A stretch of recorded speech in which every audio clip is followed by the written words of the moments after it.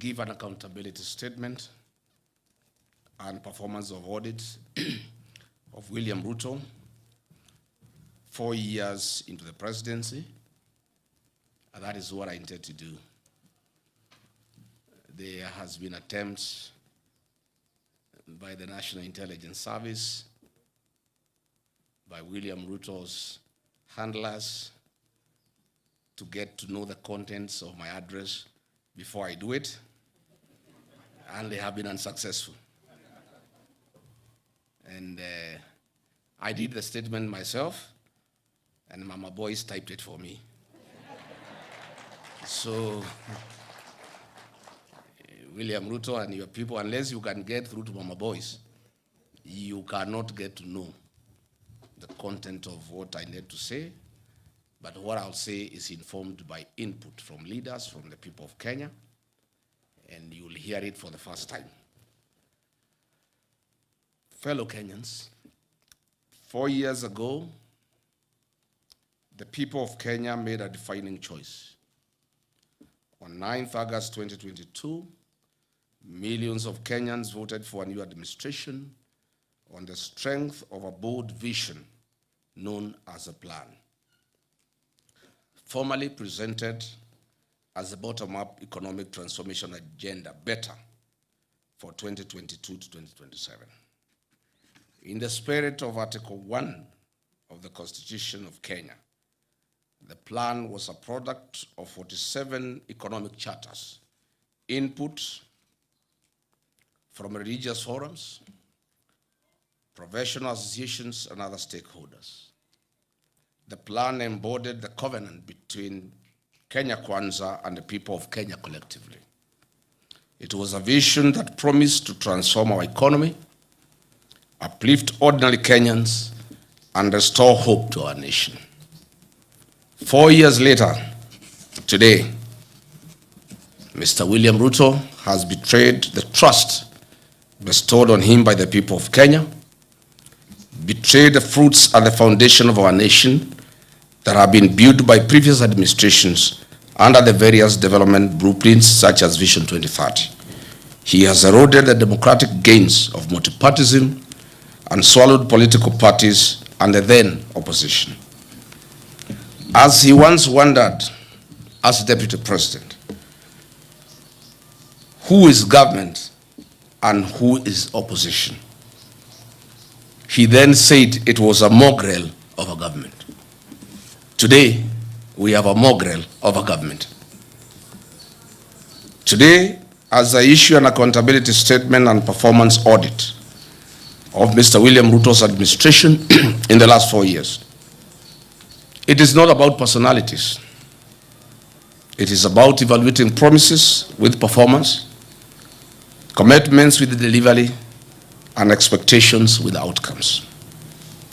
Patriotic Kenyans, our Constitution recognizes the presidency as an embodiment of national unity, deriving its authority and legitimacy directly from the sovereign power of the people. For this reason, the performance of any administration must always be assessed with honesty, fairness, and fidelity to the facts. Mr. William Ruto premised his manifesto with these words, and I quote, "On August 9, 2022, you'll be called to choose between two roads. One leads to constitutional democracy, institutionalized politics, and opening the doors of opportunity to the many. The other takes us back to the imperial presidency, deeper into personalization of power, and to the inevitable and practicable end of economic apartheid that we see so often around the world. The power is in your hands," close quotes. When he was presenting this choice, little did we know that he was presenting the latter. Today, we have an imperial presidency, economic apartheid, and power under a ruthless dictator. Fellow Kenyans, Mr. William Ruto committed himself to building a secure, just, and democratic Kenya founded on the Constitution and the rule of law. He promised to professionalize the National Police Service, safeguard human rights, protect every Kenyan regardless of political affiliation, strengthen the administration of justice, and ensure the security agencies remained accountable to the Constitution. He further pledged to guarantee every Kenyan the freedoms enshrined in Chapter 4 of the Constitution of Kenya. On this commitment, Mr. William Ruto has done a complete 360-degree about turn on his covenant, and I'll proceed to summarize a schedule of injustices against Kenyans and foreigners. The Republic of Kenya is in a state of lawlessness and anarchy. In 4 years, William Ruto has achieved the unimaginable. There is total breakdown of law and order. Goons have taken over the legal mandate and the role of the National Police Service. The CS for Interior, the PS for Internal Security, who are duty-bound to secure Kenyans and their property, are the key planners and financiers of goons in the country. The rule of law has been suspended in the country. The DCI Director, Mohammed Amin, has been deployed by William Ruto to provide cover-up of extrajudicial killings and abductions in the country.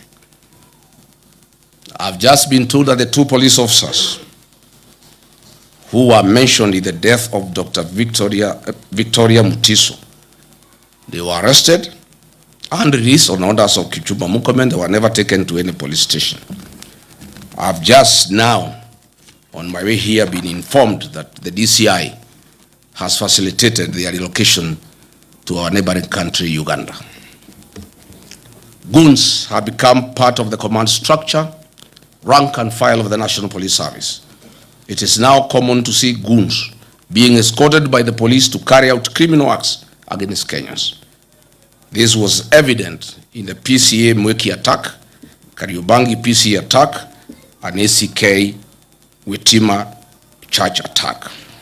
In fact, Mr. William Ruto carries out his development tours in Nairobi, accompanied by goons. Case in point, it has been witnessed repeatedly. The plan promised that no Kenyan will be evicted without following the due process of law and, where applicable, compensation. Unfortunately, over the last 4 years, Kenyans have not been spared the wrath of Mr. William Ruto's brutal regime and have been violently evicted from their homes and business premises. Mr. William Ruto has established an assassination network in Kenya to deal with political dissent and to assist Kenyans having an issue with one another to eliminate those they don't agree with. For example, in the 2024, during the Gen Z and Sabasaba protests, the government told us that guns were stolen from Kikuyu police station. The truth of the matter is that no guns were stolen.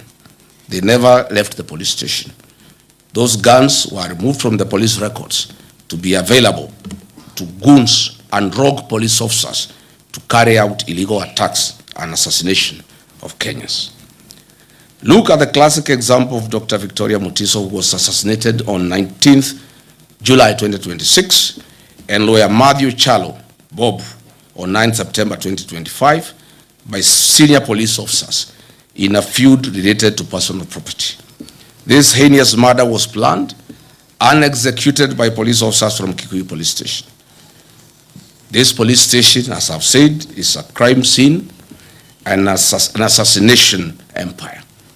This is a situation in 4 years William Ruto has achieved to put up an assassination team available for hire by Kenyans who may want to eliminate other Kenyans. Rachel Wandeto was doused with petrol on the allegation of having a tattoo on her breast. CS Kipchumba Murkomen IG Douglas Kaja visited her in hospital. William Ruto vowed that the killers would be arrested.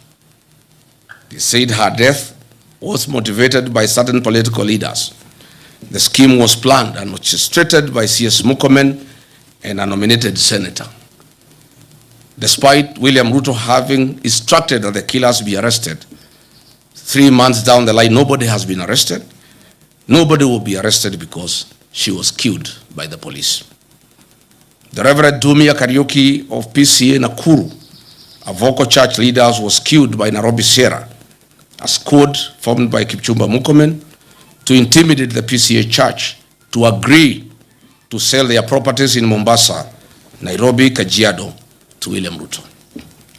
The U.S. State Department, Bureau of Democracy, Human Rights and Labor, the Kenya National Commission of Human Rights, and the Independent Medical Legal Unit have documented over 700 cumulative cases of extrajudicial killings and forced disappearances across Kenya since late 2022 when William Ruto came to power. And with, of course, notable surge tied to the 2024 Gen Z protests, where 60 young boys and girls were killed. Mr. William Ruto, it is also important to note that alcohol and drug substance abuse is on a record high in the country. And the climax was when William Ruto appointed 2 known drug barons into his cabinet. William Ruto has therefore deliberately allowed the menace to grow in sections of the country that are not politically aligned to him. While serving as the country's deputy president, I ensured and chaired multi-agency stakeholder meetings across country to exhaustively examine the root causes, extent, and impact of this growing disaster, with the aim of offering solutions. The initiatives were aimed at informing major government policy, measures, and prescribing interventions and actions to address alcohol and drug demand reduction, supply suppression, and harm reduction. Under my leadership then, I strengthened the intergovernment collaboration and coordination in fighting alcohol, drugs, and substance abuse.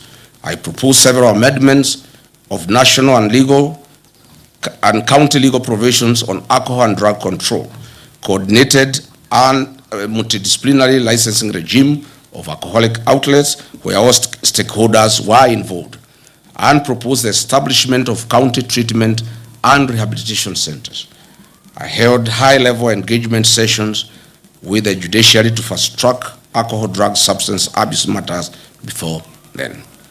William Ruto's 4 years have achieved unwarranted, excessive availability of drugs to our young people, killing them and leaving others as zombies. I'm confident that on August 10, 2027, we will revisit this program and eradicate this vice in totality. The following are some of Kenyans who have been abducted and disappeared recently. Mark Million Carey, he was abducted in Nairobi. Michael Olo, abducted in Nairobi. Families wept in the Milimani High Court demanding his release. His last location was along Kagudo Road. Evans Omondi, abducted alongside Olo and Carey. Abdulaziz Duba Molu, alias Zizo, abducted in Kiamaiko on June 23, 2026 by armed individuals in civilian clothing and police uniforms.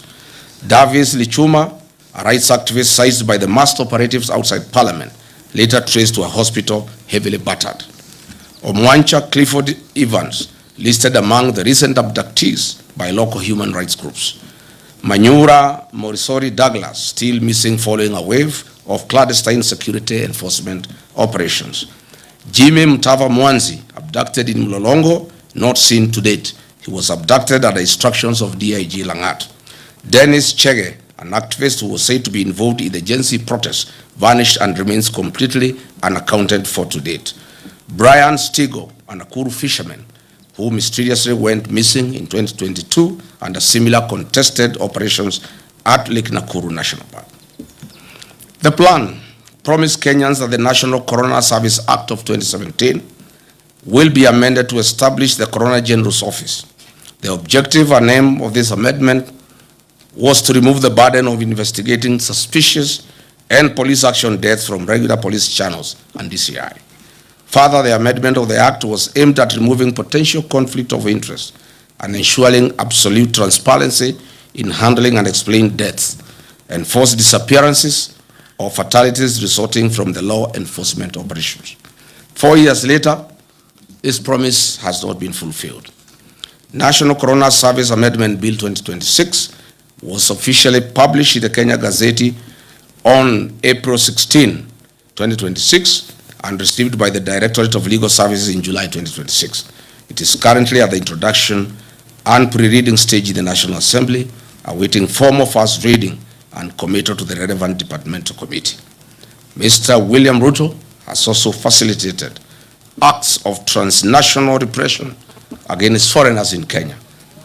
More specifically, on July 24, 2024, 36 Ugandans, members of a Ugandan opposition political party, as part of a joint Kenya-Ugandan security agency operation, and were forcibly returned to Uganda.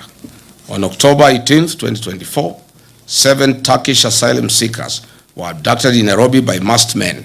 Kenya later confirmed it forcibly deported 4 of them to Turkey in a joint security operation, citing bilateral ties, drawing severe condemnation from the Office of the United Nations High Commissioner for Refugees and Human Rights.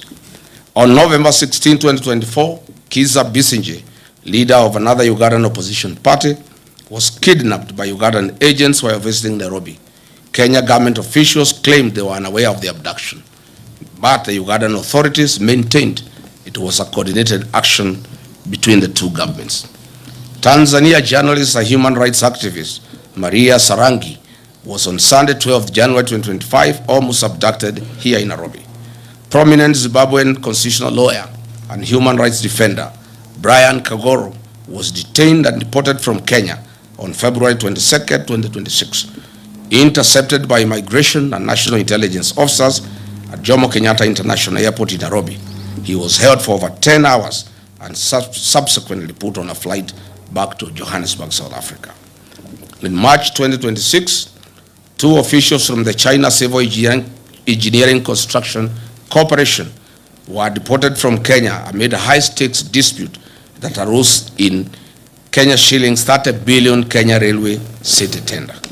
Upon seeking a statutory review of the procurement process, William Ruto and Kipchumba Murkomen deported the complainants' local agents, clearing the way for their preferred entity, China Road and Bridge Corporation, CRBC, a company that has bagged procurement tenders worth 1.2 Kenya trillion since 2022 when William Ruto came to power.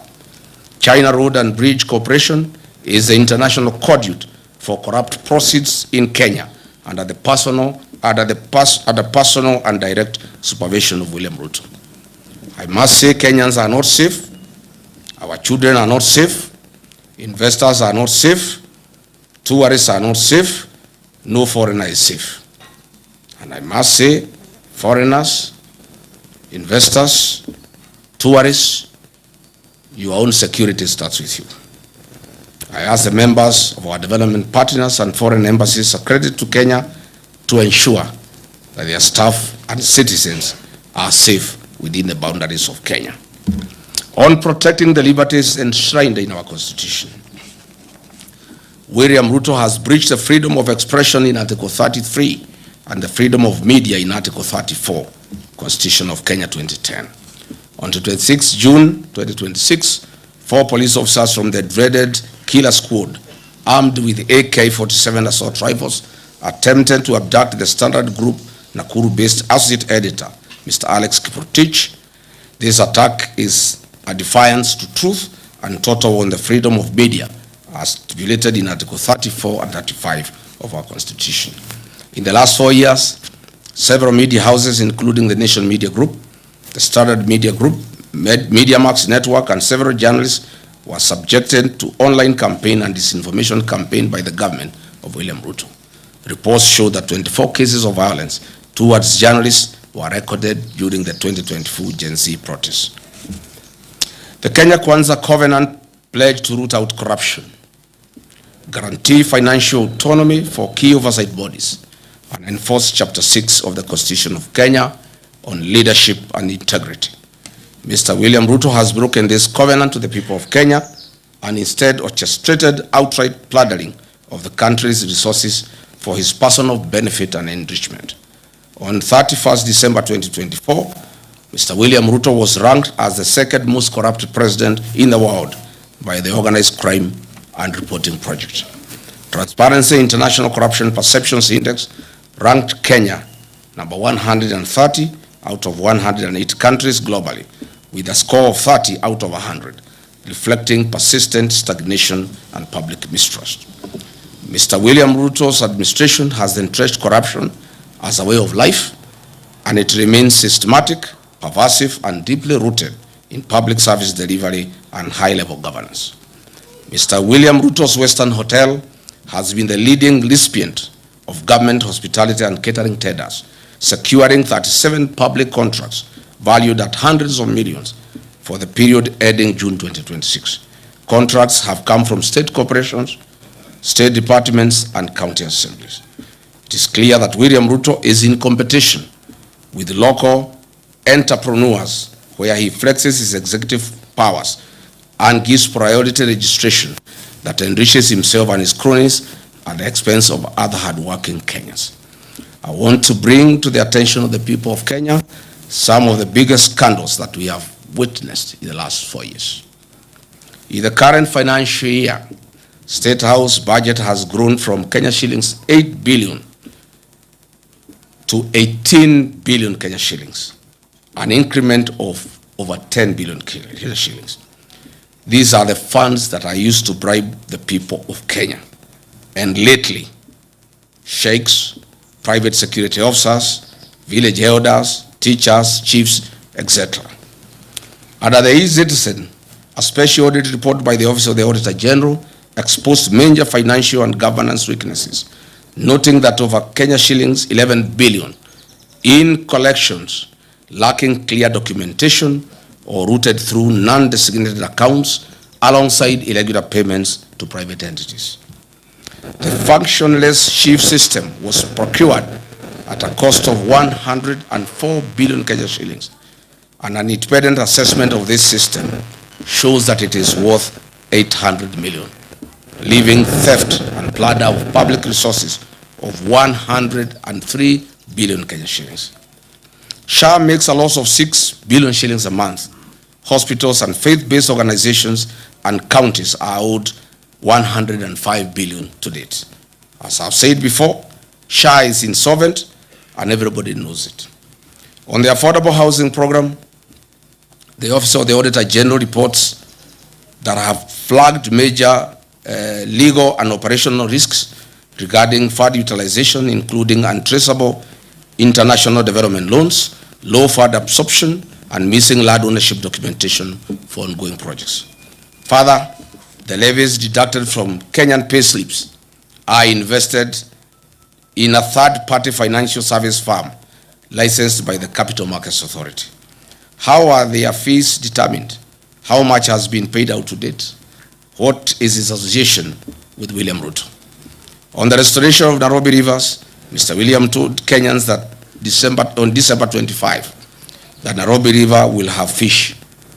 Can members of the press visit this river tomorrow and bring us one piece of fish?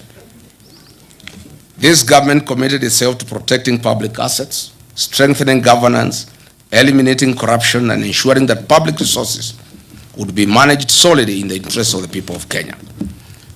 It promised a government founded on transparency, accountability, and prudent stewardship of national resources.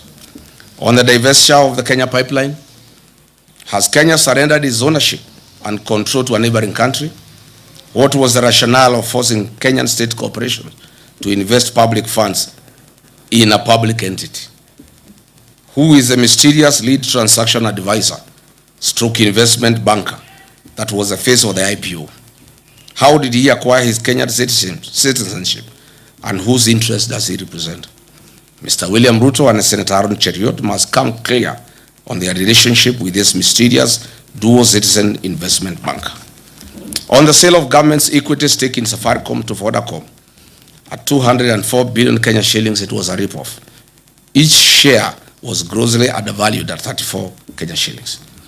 Why didn't William Ruto allow the use of an open price discovery, or even better, allow a regulated cooperative and SACCO fraternity with over 1 trillion in deposits at the end of December 2025 buy out this stake? Aren't the cooperative society members hardworking, deserving Kenyans? What happened to Buy Kenya, Build Kenya? Or is it Buy Kenya, Build Ruto? Other national assets, such as the new KCC, Kenya Ports Authority, and Kenya Airways have been strategically targeted for sale. What is the rationale of selling our heritage? Had hard-working Kenyans remit over 100 billion Kenya shillings monthly to the National Social Security Fund, NSSF. These funds now have been targeted for budgeted corruption and ring-fenced to fund infrastructural development projects, such as the Mau Summit Road, Twin Towers Commercial Building, and the Bomas of Kenya International Conference Center. Is this really prudent? Our pensioner fund safe? What is the role of the mysterious dual citizen investment banker in structuring the fund management contracts issued by NSSF? The Communication Authority of Kenya, Universal Service Fund, has recently approved the transfer of 45 billion Kenya shillings to the National Intelligence Service, allegedly for the procurement of an ICT system whose market value is only 2.5 billion. This approval was given by the then chairperson of the Communications Authority in the hope that her business loan would be repaid from the proceeds. As explained earlier, China Road and Bridge Company, CRBC from China, is the major conveyor of corruption in Kenya and is the recipient of projects worth 1.2 trillion, namely the Naivasha, Malaba, SGR, Mombasa SGR, JKI modernization projects, Talanta Stadium, Southern Bypass, Eastern Bypass, Western Bypass, Makuba Bridge, and Bomas of Kenya, among others. Patriotic Kenyans, over the last 4 years, Mr. William Ruto has systematically eroded the values, principles, and institutional structures of Kenya's public service that was built to ensure an efficient, ethical, and representative government workforce. Today, the public service is demotivated and has taken a back seat, as William Ruto single-handedly runs the operations of government without any professional input from our dedicated civil servants. No wonder government programs are launched and they are after repackaged for another launch. Dear Kenyans, the Church of Christ has been a major casualty of William Ruto's deception. On 5th May 2022, he executed a charter between the churches and the Kenya Kwanza Coalition. He committed that his administration would protect the freedom of worship in Kenya and respect the church as a societal partner in national development. Fast forward to 2026, he has introduced punitive legislation through the Religious Organization Bill 2024 aimed at controlling the activities of the church. He has also increased fees required to carry out official activities.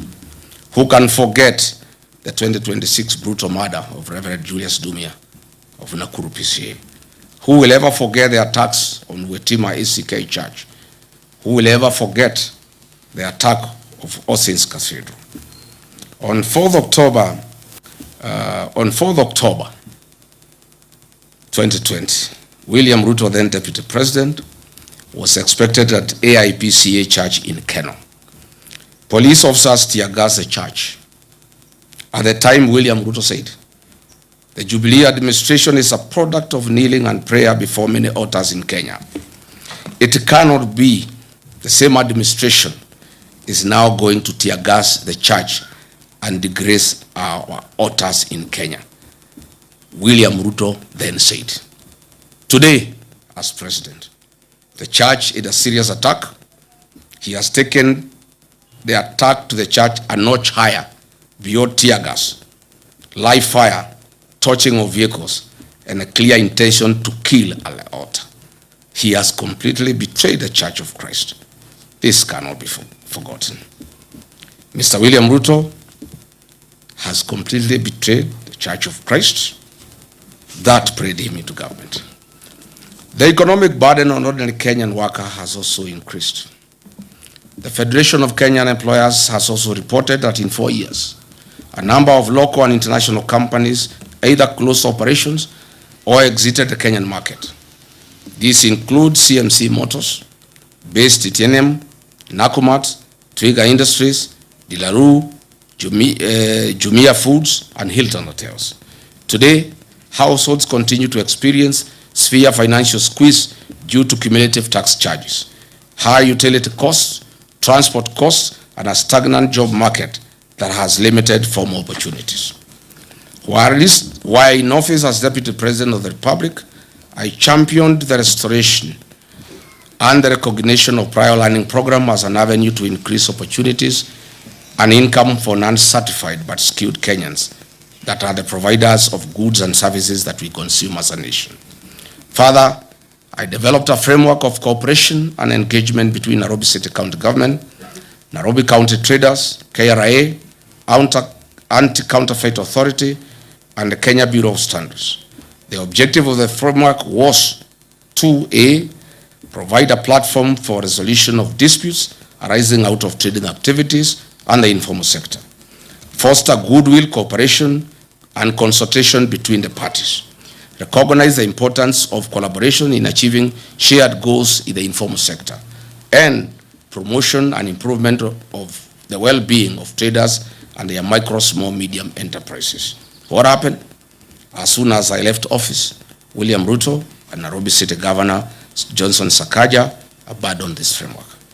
You all remember that on 8th August 2022, a liter of super petrol retailed at 159 shillings. A liter of diesel retailed at Kenya shillings 140.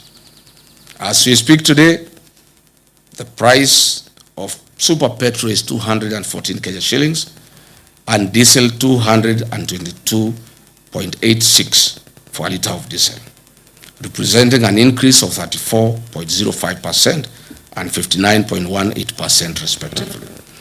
These increases have been contributed to higher transport costs, increased food prices, and a greater pressure on household incomes. Kenyans will recall that on April 2026, I exposed the opaque nature of the government-to-government framework and detailed its contribution to an increased landed cost of fuel products. The whole scheme and con game were nothing like G to G. It is government route. What I'm saying in a nutshell is that the high cost of fuel has nothing to do with international prices. It has everything to do with business interest of William Ruto, where he is a key player of oil importation and distribution in the country. The average Kenyan worker loses between 45 and 50% of their monthly earnings that are deducted through punitive levies and taxes, leaving significantly less disposable income for their households. For example, a teacher in Wajir earning a gross salary of 50,000 in 2022 took home approximately 42,000 Kenya shillings. Today, under William Ruto, the same teacher who is making 50,000 takes home 38,000, while facing substantially higher food, fuel, transport costs, reduced school capitation, and increased challenges in accessing healthcare.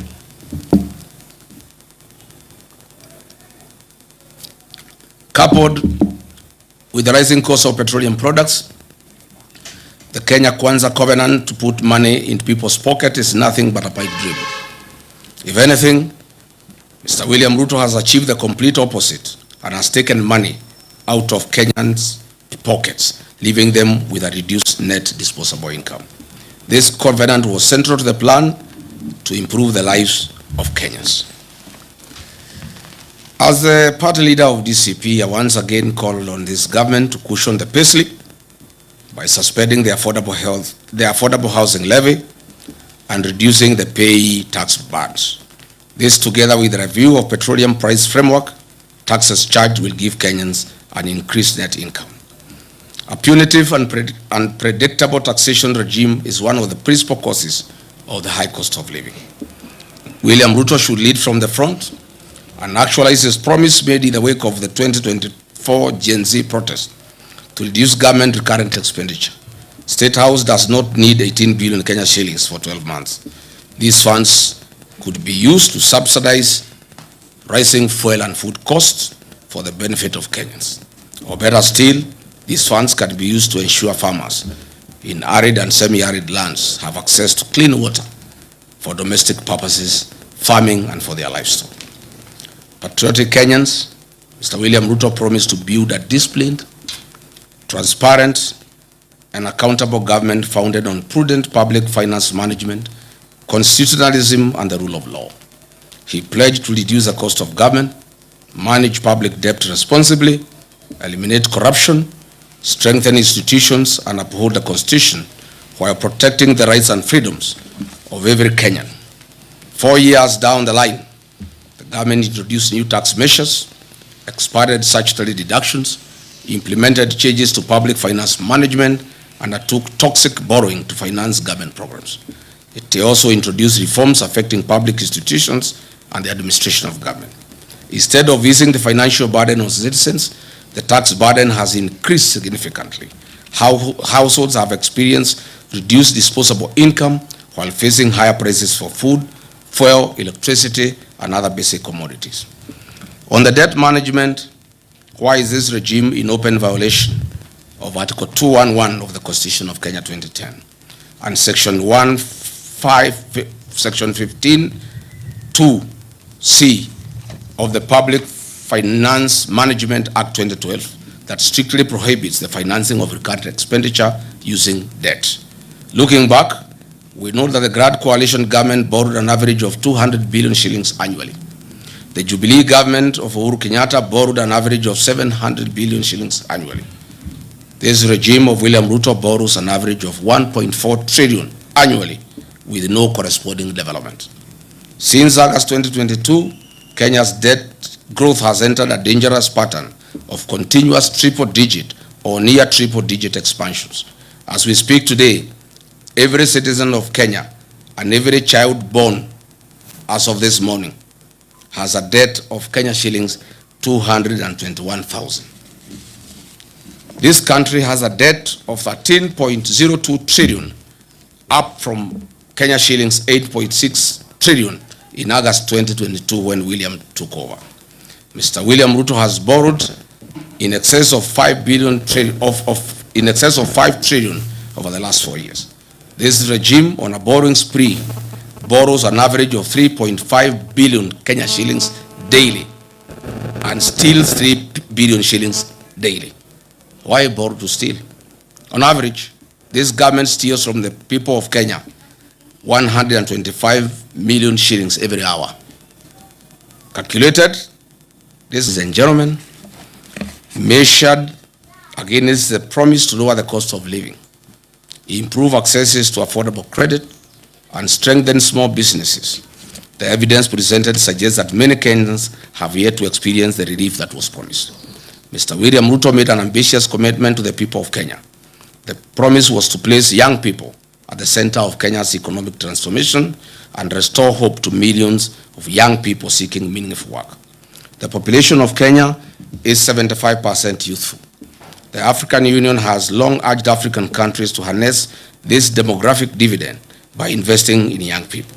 It is therefore fitting that we assess one of the administration's flagship commitments, expanding credit opportunities to Kenyans' youth. The Kenya Kwanza administration promised to establish a 50 billion hustler fund to provide affordable credit to mama mboga, boda operators, mkokoteni operators, and other small-scale entrepreneurs. This commitment was to ease financial constraints, promote enterprise, and improve the livelihoods of ordinary Kenyans. Mr. William Ruto established the Hustler Fund, whose head and tail cannot be traced. As it were, the financing programs intended to support micro, small, and medium enterprises. The Hustler Fund is said to have disbursed 87 billion Kenya shillings to 28 million people. What a paradox. What a lie. I am wed to hear of any one Kenyan saying that they have expanded their business courtesy of the Hustler Fund. Limiting the disbursement of funds to registered cooperatives would have probably made a greater economic impact and would have reduced the mobile loan default rate that is very high. I have raised fundamental questions on the effectiveness of the Hustler Fund in meeting its stated objectives. The truth of the matter is the high rate of loan defaults and low loan disbursements, in many instances 500 shillings, are insufficient to establish or grow a sustainable business venture anywhere in the country. This is simply a lost cause and was a fraud. 4 years ago, Kenyan women were promised dignity, economic empowerment, and their welfare. 4 years later, the women continue to experience economic hardships occasioned by a high cost of living, increased medical and education costs, and an unsustainable credit framework under the Hustler Fund and Women Enterprise Fund. The discontinuation of projects such as Linda Mama and Edu Afia have increased the cost of accessing healthcare and education services to women and their families. Mr. William Ruto has ignored Justice John Mativo's 2017 ruling and the former Chief Justice Maraga 2020 advisory to entitle a legislative framework and implement the 2/3 Jeta rule despite having a parliamentary majority. Patriotic Kenyans, the Kenya Kwanza commitment was to turn the housing challenge into an economic opportunity. They promised to build 250,000 houses every year. This was a promise. However, 4 years later, Mr. Ruto has fashioned and turned this into a conduit to steal public land and be the sole supplier of construction inputs, cement, steel, tiles, nails, and MDF panels that manufactures factories he has bought and acquired. The Affordable Housing Fund has collected over $1 billion since its inception. The State Department of Housing and Urban Development has conveniently ensured a low absorption rate of roughly 25% due to the staggered nature of construction phases and investments of proceeds in treasury bills, bonds through CDN Bank.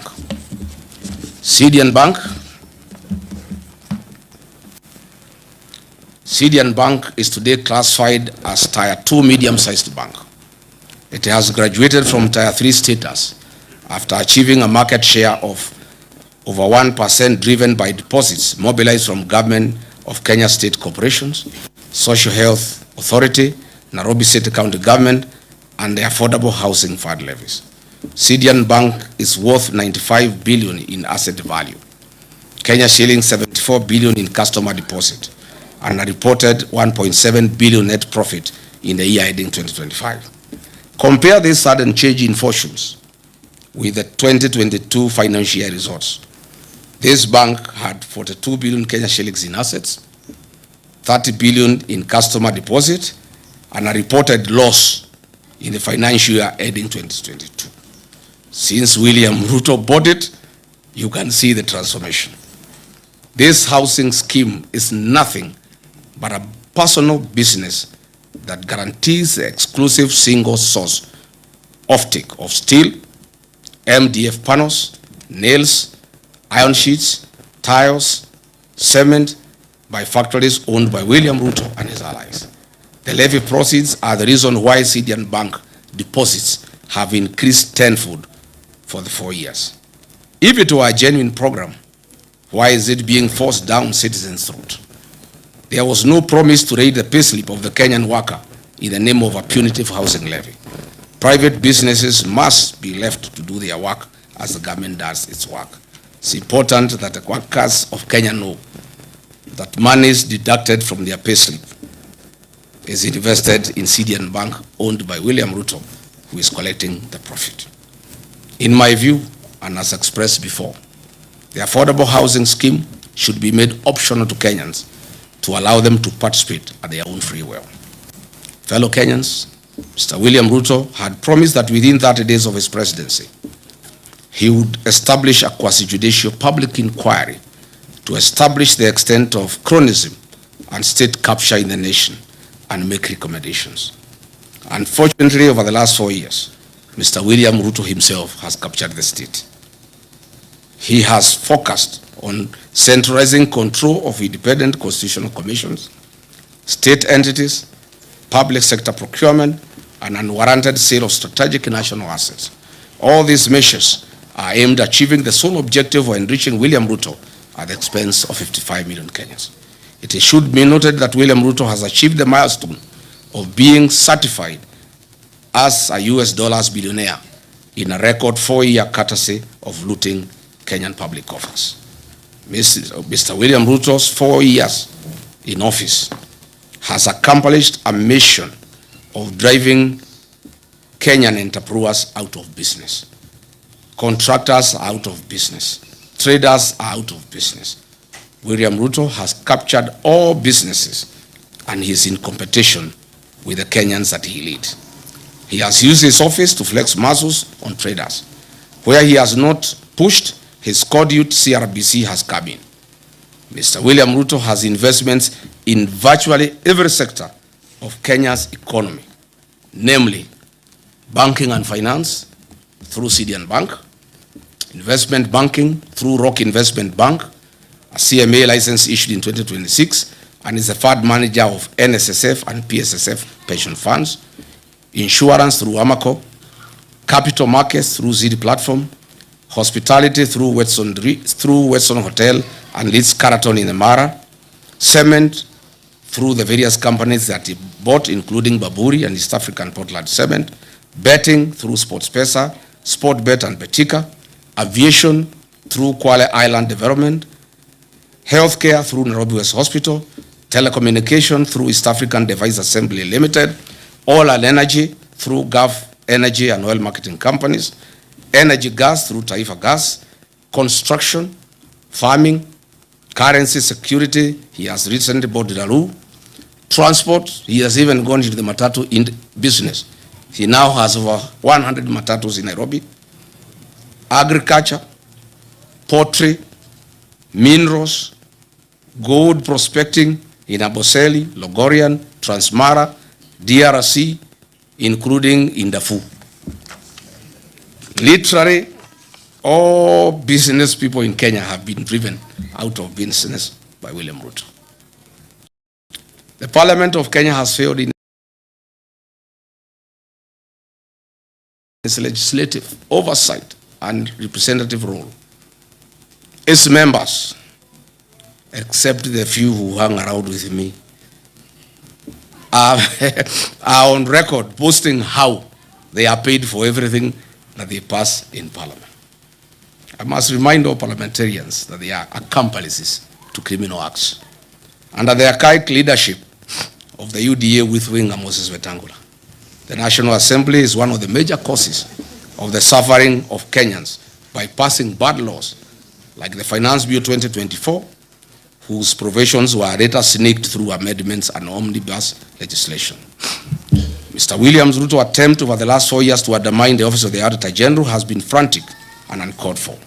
He now wants the Auditor General arrested for resisting theft of public funds. The people of Kenya will not allow it. Mr. William Ruto has made IPOA non-functional.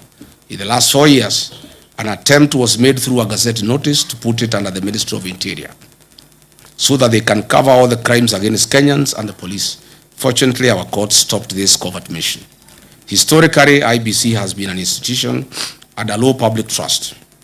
It is in the public domain that IBC, as currently constituted, enjoys low public trust among Kenyans. The threat by the chairman Ethocon to suspend or allow by elections if there is violence is a clear indication that he is under manipulation by William Ruto. The Central Bank of Kenya is one of the most critical government institutions we have. However, through the National Assembly, the CBK Act was amended recently to allow the purchase of gold and other precious metals. This is gold bag season 2 loading. Kenyans should be alarmed that CBK has not received currency supplies from Germany for 4 months after it became apparent that the government wanted money diverted to Mombasa and the German suppliers were reluctant. We have also noted the recent changes in the ownership of Delaru, Kenya, and Kenyans are keenly watching the space to establish whether they want to print currency for bribing voters in the forthcoming general election. Allow me to give 2 practical examples of how William Ruto has captured institutions.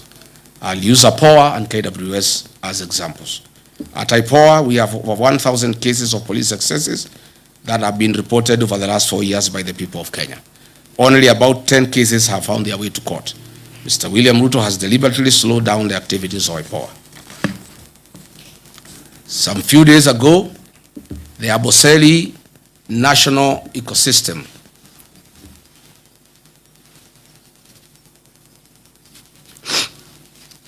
Some few days ago, the Amboseli National Park ecosystem, 15 elephants died and some lions died later.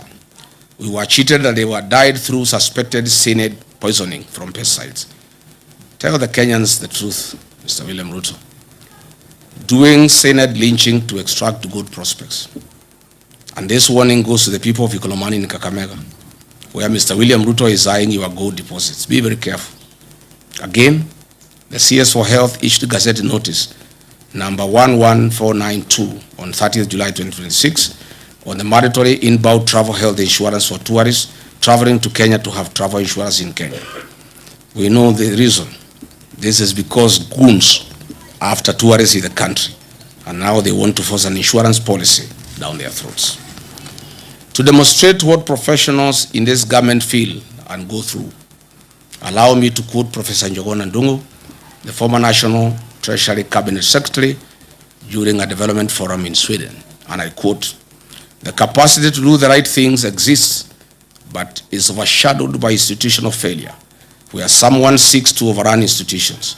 The current president is overrunning all institutions, leading to conformity driven by fear within these institutions," close quote. What is this if not impunity of the highest order? Patriotic Kenyans, historically, land is one of the most emotive issues in Kenya. Mr. William Ruto has promised to settle all historical land injustices in Kenya and resettle millions of squatters across the country. Unfortunately, he has scored the lowest in this matter and created many war fronts on the land question. Over the last 4 years, William Ruto and his cronies have been involved in an historic high-level grabbing of land and misuse of public lands.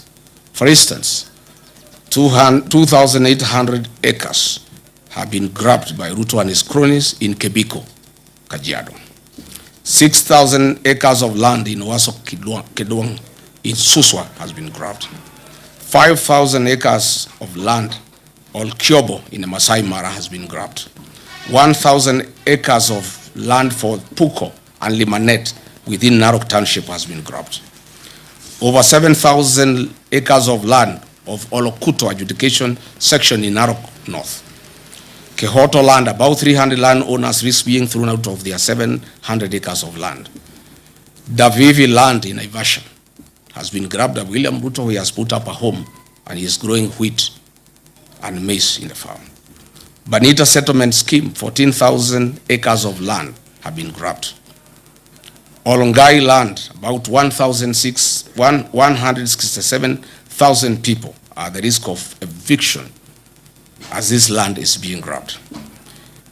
Egerton University land, Oscar Sudi, Samburu, and William Ruto have grabbed 2,000 acres of land meant for the university, where they are doing wheat farming. Patriotic Kenyans, health has long been one of Kenya's foremost national priorities. Building on the gains made at Kenya Vision 2030, the Kenya Kwanza administration committed itself to delivering universal health coverage by guaranteeing every Kenyan access to affordable quality health care. The plan pledged to realize the constitutional right to health through a reformed national health insurance scheme founded on the principle of leaving no one behind. To implement this commitment, the government replaced the National Health Insurance Fund, NHIF, with a failed and fraudulent scheme called SHA that has left millions of Kenyans on their own. The discontinuation of Linda Mama and Edu Afia on December 31st, 2023 has left significant gaps in healthcare coverage. In 2022, Edu Afia provided medical cover to 3.4 million secondary school students at an annual cost of 3.2 billion. Today, approximately 4.1 million secondary school students no longer enjoy that medical cover, leaving parents to bear the full cost of treatment. Mr. William Ruto had committed to addressing the inequities in Kenya's education system so as to level the playing field for all children irrespective of their background. He further committed to equitable universal basic education defined as 12 years of schooling.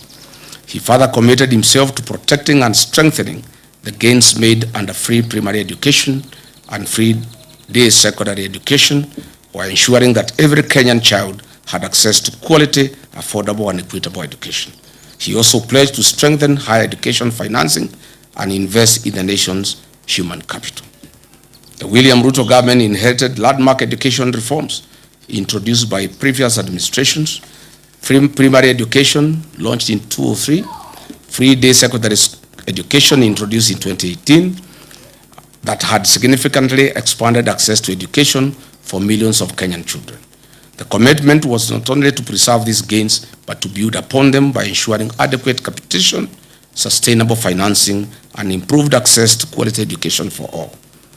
In the words of the third president of the Republic of Kenya, the best president we have ever had, Mzee Mwai Kibaki, and he said, and I quote, "Education is the ultimate means of ensuring an equitable society. Equitable education ensures that every child has a chance to fulfill their potential and rise to the highest level of accomplishment," close quote. 4 years later, the government has caused irreparable instability and confusion in the education sector. The gains made by the previous administration under free primary education and free day secondary education have been eroded to dust. Secondary school parents now shoulder substantially higher education costs, while the level of government capitation has failed to keep pace with inflation and rising operation costs. The capitation rate established in 2017 was 22,000 per student. However, today's schools receive only 9,000 per student during the previous financial year, creating a significant funding gap. Our public universities are facing unprecedented financial distress.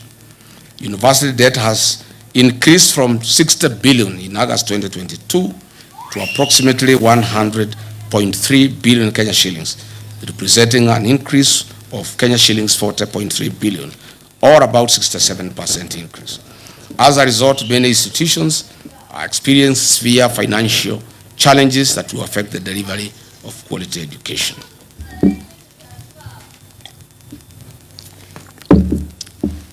Further, we have had 2 university financing models in 2 years. Measured against the commitment to strengthen education, protect free basic education, and improve access to higher education, the evidence presented suggests that the sector has experienced significant setbacks, placing greater financial pressure on families and creating uncertainty for learners and institutions alike. Ladies and gentlemen, Mr. William Ruto pledged to invest 250 billion Kenya shillings into the agricultural sector to shift the country from food security to surplus production. Recognizing its strategic importance, he pledged to transform the agricultural sector by increasing productivity, improving farmer incomes, and revitalizing key value chains.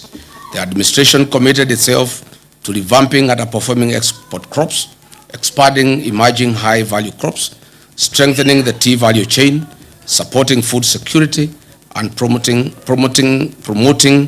agro-processing as a driver of economic growth. Despite the commitments made, our farmers have experienced increased economic hardship. Net incomes have reduced due to increased cost of inputs, higher taxation rates, high transport and distribution costs due to reclassification of VAT status. Agriculture continues to receive approximately 2% of the national budget, significantly below the African Union 10% target under the Maputo Declaration. The tea sector has faced considerable challenges over the past 4 years. This is due to the deterioration of Kenya's economic and diplomatic relations with Sudan, historically one of the largest buyers at the Mombasa tea auction. Sudan's annual consumption of Kenyan tea declined from approximately 10.7 million kilograms to about 1.7 million kilograms, leaving substantial volumes of tea unsold. But why has this happened? Mr. William Ruto's appetite for business and money has failed Kenya. His close association with Sudan's RSF warlord, Mr. Hemeti, in illegal trade of gold in exchange for weapons, has reversed the gains we have made. These internationally sanctioned war criminals live in Kenya under state protection and have been issued with diplomatic passports and ID cards by Kipchumba Murkomen. U.S. Senator Jim Risch, chairman of the Senate Foreign Relations Committee, while noting Kenya's NATO ally status, criticized William Ruto during a May 2025 hearing. Senator Risch questioned Kenya's loyalty following its facilitation and hosting of Sudan's paramilitary rapid support forces RSF. Rice farmers in Ahero, West Kano, Bunyala, Bura and Mwea have also faced significant challenges.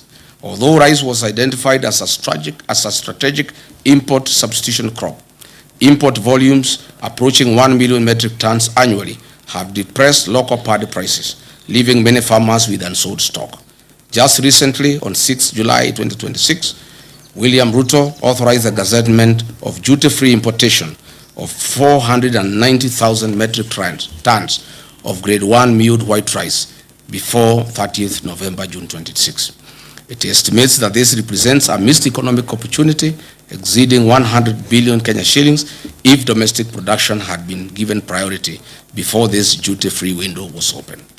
Even though state sugar mills have been leased to private sector players associated with William Ruto, their principal business model is to import sugar instead of purchasing locally grown sugar from farmers. This has left 320,000 small-scale sugarcane farmers now facing an uncertain future. The targeted turning of 2 million poor farmers from food deficit to surplus producers using input finance and agricultural extension support. To date, show me one farmer in Kenya who can come forward as a testimonial. Instead, this farmer has nothing. In fact, small-scale farmers in Mwea and Ahero are currently in court trying to salvage their crop after government gazetted the importation of 490,000 metric tons of rice for importation. Tea farmers are crying. A 0.8% levy has been introduced, and this year's bonus will reduce from 45 Kenya shillings per kilo. Sugarcane farmers in Western Nyanza and Kisii, the government is unable to pay 270 million owed to them. Cane per ton has reduced from 6,500 to 5,000. Dairy farmers who have supplied milk to new KCC have not been paid for 6 months. It is further alarming that the National Agricultural Value Chain Development Program allocation dropped by 54% to 54% from 10.2 billion Kenya shillings in 2025-2026 financial year to 4.7 billion Kenya shillings in 2026-2027 financial year. This is a direct assault on the agricultural value chain in Kenya. As Deputy President, I initiated progressive reforms in the agricultural sector that increase returns for tea, coffee, dairy, and other cash crops. Through my efforts, we negotiated an 8 billion debt waiver for coffee farmers that was suspended as soon as I left office. More can and more will be done once we form government on August 10 next year. Patriotic Kenyans, William Ruto pledged affordable credit and working capital through an accommodative financial ecosystem, removing structural exploitation and removing barriers to unsecured agricultural credit. To date, the Agricultural Finance Corporation is underfunded. It has a demand of 15 billion Kenya shillings per year from farmers, but the promise to fund it by 10 billion Kenya shillings per year was a hoax. Instead, those who borrowed are being auctioned. Dear Kenyans, William Ruto pledged to revive collapsed cooperative factories and processing plants such as sugar and dairy sectors and guaranteed minimum returns for farm products. Show me any revived sugar factory. Instead, they have been sold and they have been bought by Ruto and cronies. Where is the cashew nut factory you promised in the coast? Where is the value addition centers you promised in 47 counties? Where are the county industrial and aggregation parks you promised? Where is the state-of-the-art slaughterhouse you promised at Bachuma for animals in northern Kenya?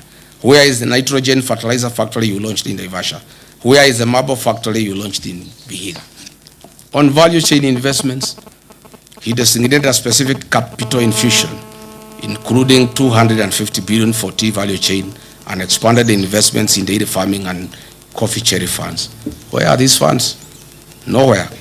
On blue economy and fisheries, funding for fisheries and the blue economy decreased by 30% from Kenya shillings 11.1 7.5 billion to Kenya shillings 7.83 billion. Livestock sector allocations of livestock fell by 14%, from Kenya shillings 13.6 billion to 11.6 billion. On eradication of hunger and improved food security, the country was promised prosperity by Ruto. Unfortunately, the number of undernourished people in Kenya increased from 10.1 million in 2004-2006 to 19.7 million in 2023-2025. It is more troubling when you look at the costs of a typical household food basket. A food basket is estimated to have risen from Kenya shillings 15,000 in 2022 to over 19,000 shillings today, an increase of more than 26%. Essential commodities such as electricity, chicken, beef, sugar, kerosene, bread, and milk have all become significantly more expensive here in Kenya over the last 4 years. Patriotic Kenyans, 4 years ago, this government promised the people of Kenya dams and water. 50 mega dams across the country were promised. 200 medium-sized dams across the country were promised. 1,000 small dams were to be constructed across the country. These dams included High Grad Force Dam along the Tana and Mutonga rivers to South Kitui, Tharaka Nithi and Embu counties. Soin Koru Dam in Kisumu, Rumuruti Dam in Laikipia, Mohoya Dam in Nyeri / Kirinyaga, Revival of Arol and Kimorel Dams, Thakwe Dam, Sioi Muruni Dam in West Pokot, Badasa Dam in Marsabit, Darugo in Kiambu, Rale in Kilifi, Galana in Tana River, Kokwanyo Dam in Homa Bay, Lowati in Turkana, Makamini in Kwale, among others. Unfortunately, all we see, no dam. All we see is our president visiting other countries like Ethiopia to witness the launching of their dams. Where are these dams, Mr. William Ruto, in 4 years? On matters of environment, this administration had committed to grow 15 billion trees by the year 2032. What we are witnessing is the lifting of the logging ban and the systematic logging in national forests under the cover of the Kenya Forest Service. Numerous court cases have been filed by international conservation groups Greenbelt and the Law Society of Kenya against the government's attempt to develop build infrastructure in protected natural habitats.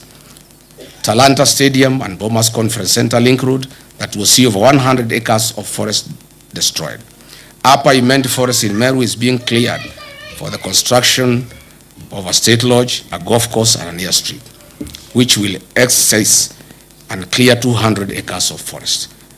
Where was this promise? Even the trees at the gate of State House have been cut. Is this still part of the growing 15 billion trees? Patriotic Kenyans, in foreign affairs, we had the worst since independence. Kenya's nose is poked everywhere, including the war in Ukraine and Russia, where our young men are lied to that they are jobs, well paying for that matter, but they find themselves in the war front. Reports indicate that we have lost 19 Kenyans, including Clinton Nyapara, Dennis Bagaka, Erastus Mundia, Simeon Wahome, Eric Mwangi, Ronald Kibet, Shadrach Wafula, Othiabo Martin, Ibrahim Yahaya, among others. Several other Kenyans in their hundreds remain unaccounted for, and hundreds of others are still active in the war zone. Their parents are keen at home, still crying to see their loved ones back home.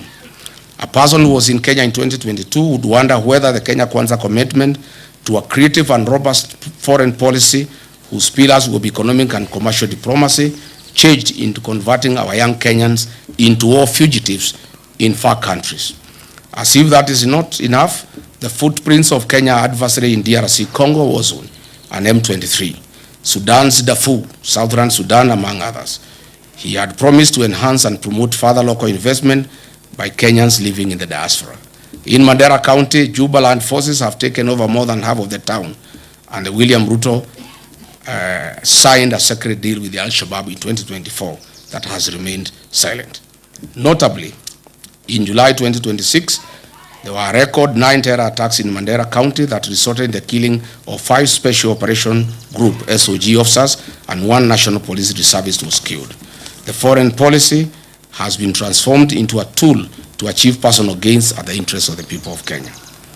Fellow Kenyans, now let us move in and ask Mr. William Ruto the hard questions he deserves. But before that, let me give credit where it is due. There is one promise Mr. William Ruto made to the people of Kenya, and he has delivered 100%. Congratulations, Mr. President. Mr. Ruto, you promised to permanently retire the late Prime Minister, Right Honorable Raila Odinga, in Bondo and finish ODM. You have succeeded in both.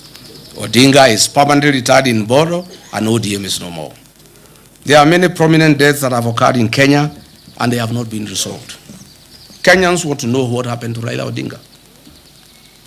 Why were the medical doctors of the late Prime Minister denied access to him at the last hours?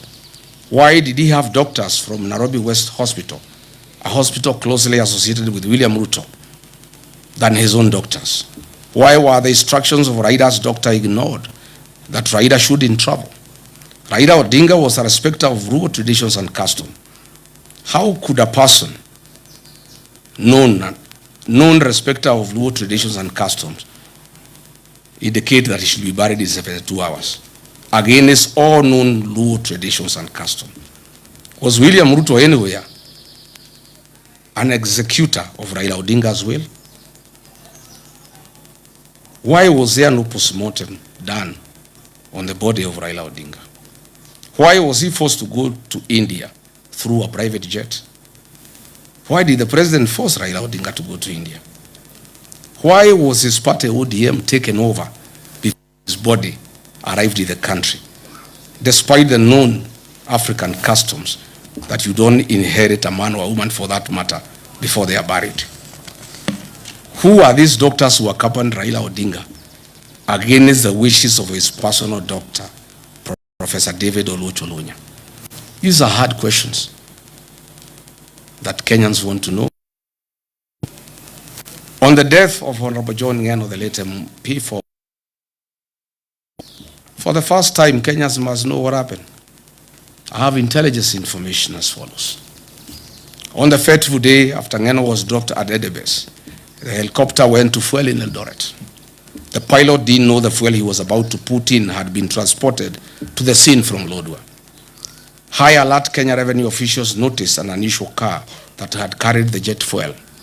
It was arrested and the driver questioned. The driver refuted to them that he transported the fuel from Lodwar. Immediately, this KRA official and the police Eldoret Airstream were instructed from Nairobi to release the driver if they cared about their lives. Is it this fuel that caused the chopper not to pick up in high altitude? Is that why the pilot first came down and tried again to pick up? These are fundamental questions. What did Kipchumba Murkomen know about the people who called this KRA officer and the police at Eldoret Airstream officials? Can KEA produce the CCTV footage at the facility on this fateful date?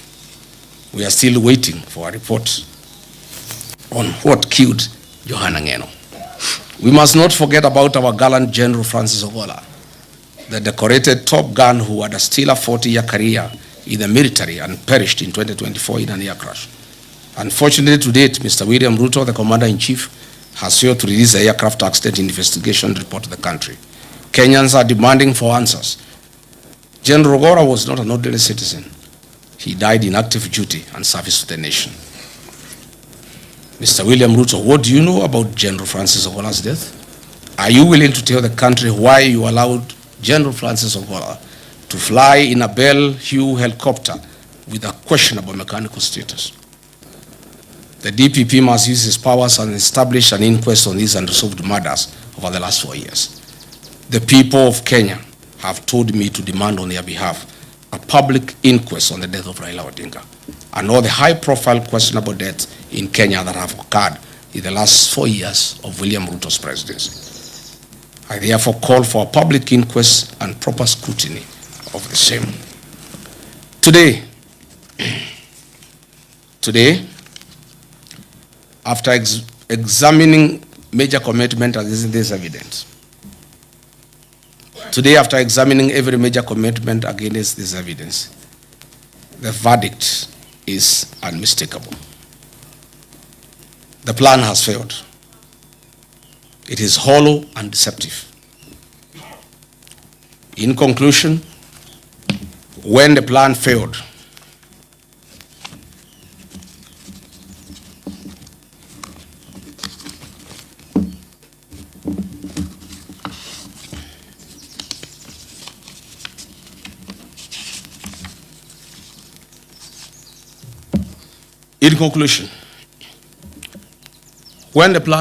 Kenyans were told that the answer lay in article.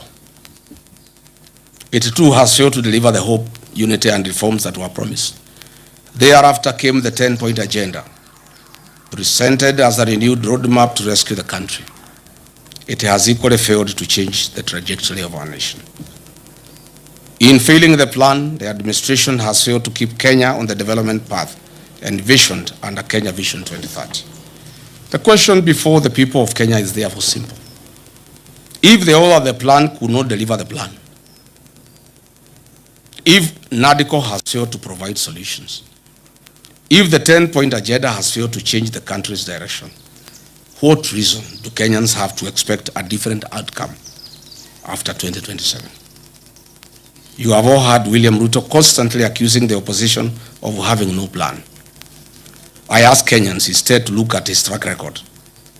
He came up with a bottom-up economic plan. As we have seen, it has failed. He came up with NADCO. He has failed to deliver. He came up with the 10-point agenda. He has failed to deliver. He came up with the Singapore. It has failed. And now, before he has honored a single promise and his commitments, he is now asking us to believe and trust him to come up with another plan, Vision 2060, or the way he is calling, Beyond Vision 2030. Plan after plan, promise after promise, each one designed to distract from the fact that there has been no implementation of the last. From bottom up to Singapore, to Vision 2060 or Beyond Vision 2030, William Ruto has mastered the language of plans. Whenever he is asked to account for what he has actually done, because he has no answer, he simply points to the next horizon. The harsh truth is he does not have the capacity to deliver. You cannot fail today and ask us to trust you tomorrow for some distant, far future engagement. Based on your performance, Kenyans don't want to hear about Vision 2030 or Beyond 2030. They want to know one thing. What will you deliver in the 364 days between today and the next election? Of all the promises you have already made, which ones can we expect you to keep? That will be your marking scheme 1 year from today. And Kenyans are doing you a favor. They are letting you set that marking scheme yourself. They are not making their own demands. They are just using your own commitments as the standard.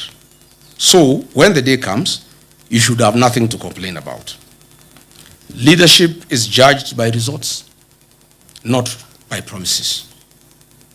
Governments earn another term through performance, not through visions and persuasion.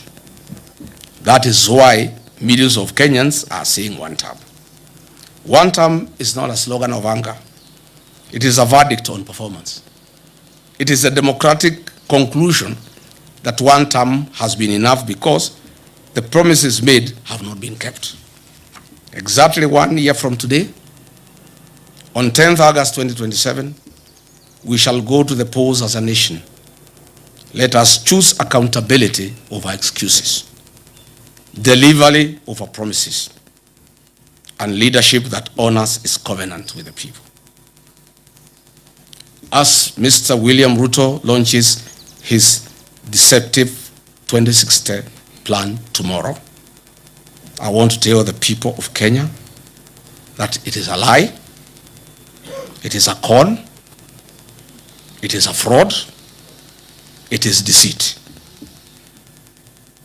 I urge all Kenyans from across the country to join in the liberation struggle that kickstarts his 364-day action plan to restore the dignity of our beloved motherland. As William Ruto launches his lie and deception tomorrow, I lead the people of Kenya in launching today